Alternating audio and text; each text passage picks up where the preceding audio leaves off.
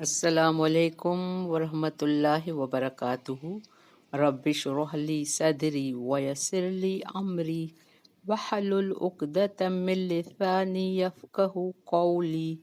رب زدنی علما، اللہم فقہنا فی الدین، اللہم توفیقی الا باللہ، اللہم انی اسألک علما نافعا، رزقا طیبا، عملا متقبلا، آمین الہی آمین۔ اللہم صلی علی محمد وعلی آل محمد کما صلیت علی ابراہیم وعلی آل ابراہیم انک حمید مجید۔ اللہم بارک علی محمد وعلی آل محمد کما بارکت علی ابراہیم وعلی آل ابراہیم انک حمید مجید۔ آج ہم آپ صلی اللہ علیہ وآلہ وسلم کے بتائے ہوئے ذکر، اذکار، کچھ دعائیں سیکھیں گے، کیونکہ ہم اکثر دوسروں کی سنی سنائی باتوں پر چلتے ہیں تو ہم وہ زیادہ پرفیکٹ ہے کہ ہم آپ صلی اللہ علیہ وآلہ وسلم کے بتائے ہوئے طریقوں پر عمل کریں، کیونکہ انسان اپنی زندگی میں مختلف طرح کے خوف و غم کا شکار رہتا ہے، جن سے نجات کے لیے وہ کسی ایسی ہستی کی طرف رجوع کرنا چاہتا ہے جو ان کا مداوع کر سکے۔ اس میں کوئی شک نہیں کہ وہ ذات صرف اور صرف اللہ ہی کی ذات ہے جو ہماری مدد کرنے پر پوری طرح قادر ہے۔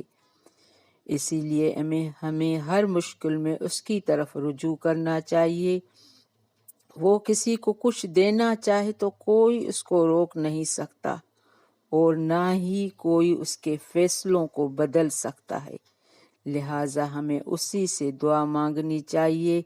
اسی لیے قرآن میں اس کے لیے ارشاد باری تعالیٰ ہے، امن یجیب المضطر اذا دعا ویکشف السوء، سورۃ نمل 62۔ کون ہے جو بے قرار کی دعا سنتا ہے جب وہ اسے پکارتا ہے اور اس کی تکلیف دور کرتا ہے؟ یعنی اللہ یہاں کیا کہہ رہا ہے کہ صرف اللہ ہی بے قرار کی دعا سنتا ہے۔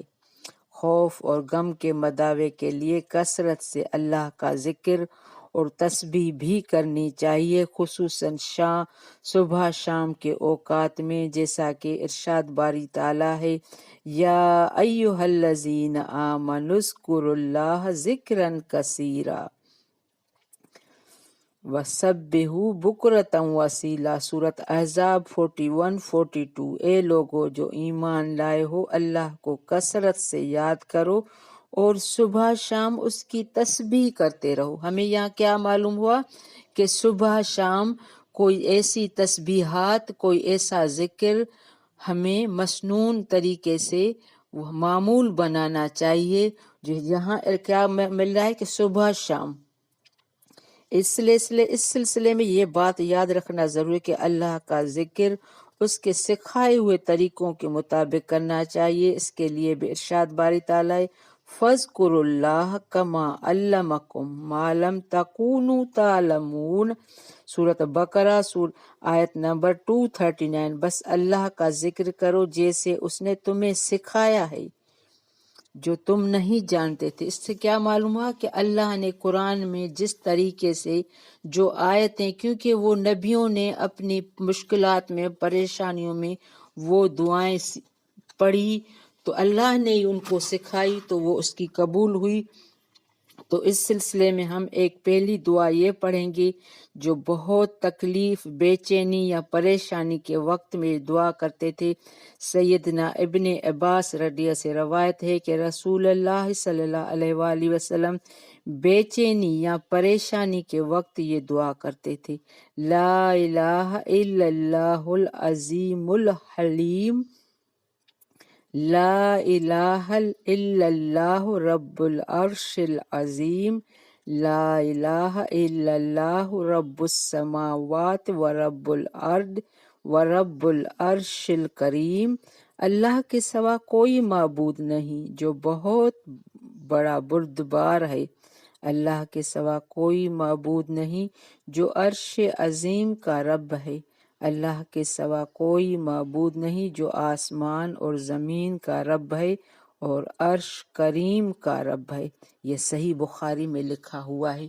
تو ہمیں اسی طرح جس طرح اللہ نے سکھایا ہے قرآن میں، نبی پاک نے دوسری دعا اس سلسلے میں سیدنا انس رضی اللہ سے روایت ہے کہ رسول اللہ صلی اللہ علیہ وآلہ وسلم نے فرمایا، اللہم لا سہل الا ما جعلتہ سہلا وانت تجعل الحزن سہلا اذا شئت۔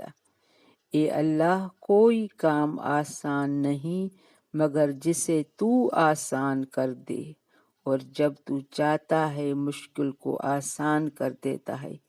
یہ بھی صحیح ابن جبان جلد نمبر 9743 میں ہے، یہ صحیح بخاری میں ہے۔ تو ہمیں دعائیں جو سیکھنی پڑھنی چاہیے وہ پوری طریقہ زیر زبر شد مد طریقہ صحیح اپنا، کیونکہ ہماری زیر زبر سے بھی میننگ چینج ہو جاتی ہے۔ اس سلسلے میں یہ دعا آئے گی ابھی، تو آپ اس کو بھی سننا دھیان سے۔ سیدنا اسماء بنت امیس رضی اللہ سے روایت ہے کہ رسول اللہ صلی اللہ علیہ وآلہ وسلم نے مجھے فرمایا، کیا میں تمہیں ایسے کلمات نہ سکھا دوں جو تم پریشانی کی صورت میں پڑھا کرو؟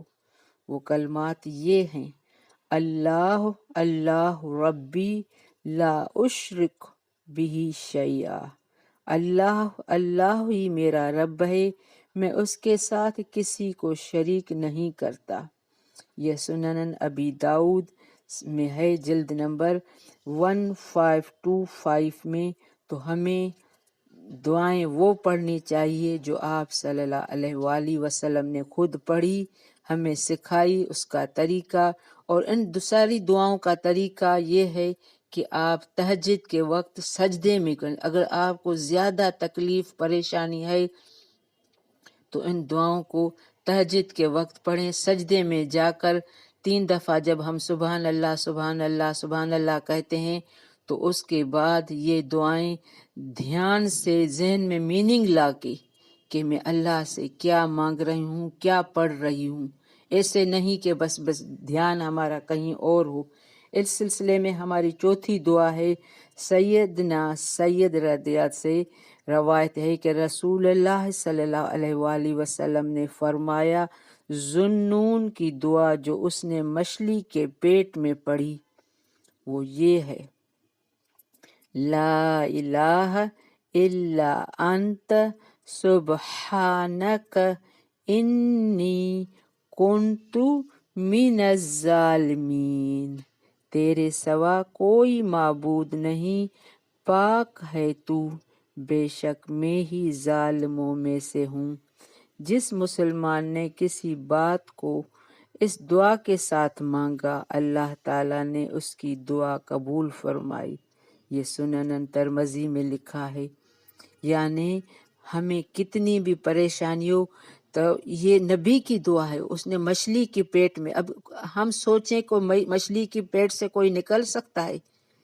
امپاسبل ہے۔ تو ہم اگر یہ دعا مانگیں، اتنی سخت تکلیف میں پھنسے ہوئے ہوں، ہماری جان کو آ رہی ہو، تو یہ دعا بھی اس سلسلے میں ہے۔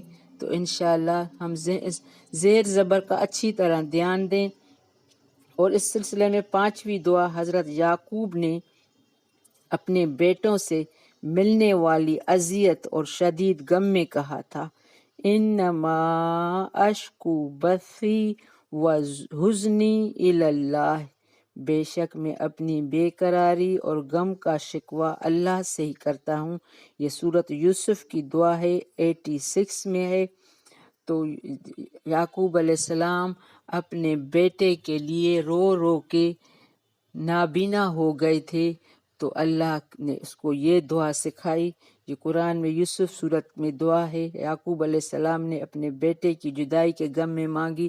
اگر ہمیں بھی کوئی ایسا اضطراب، شدید تکلیف پہنچی ہے تو اس کے لیے اللہ سے رجوع کرنا چاہیے. اللہ اللہ ربی لا اشرک بہ شیئا، یعنی صرف اللہ ہی اس تکلیف کو دور کر سکتا ہے.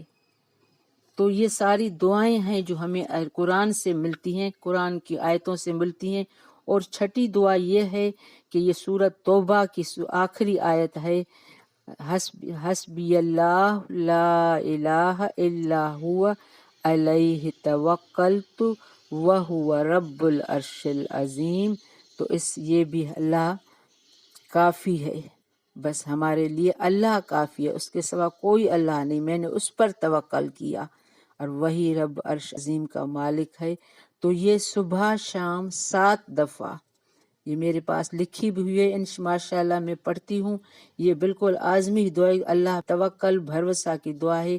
ہمیں صبح 7 دفعہ، 7 دفعہ شام کو عصر کی نماز کے بعد. یہ جو اذکار ہیں زیادہ آپ کوشش کریں، فجر اور عصر کے بعد فرشتوں کی ڈیوٹی چینج ہوتی ہے، اس وقت ہم جو اذکار کرتے ہیں وہ ہمارے قبول ہوتے ہیں. یہ دعائیں فجر اور عصر کی نماز آپ ضائع بھی نہ کریں، کوشش کریں فجر کو، کیونکہ شیطان ہمیں فجر نہیں پڑھنے دیتا. جو فجر پڑھتا ہے اس کا سارا دن مبارک گزرتا ہے، اس کے چہرے میں نور، اس کے مسائل بھی حل ہوتے ہیں، وہ دعائیں قبول کرنے کا ٹائم ہوتا ہے.